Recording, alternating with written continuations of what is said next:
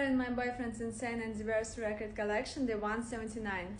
Today we will listen to The Pains of Being Pure at Heart debut album.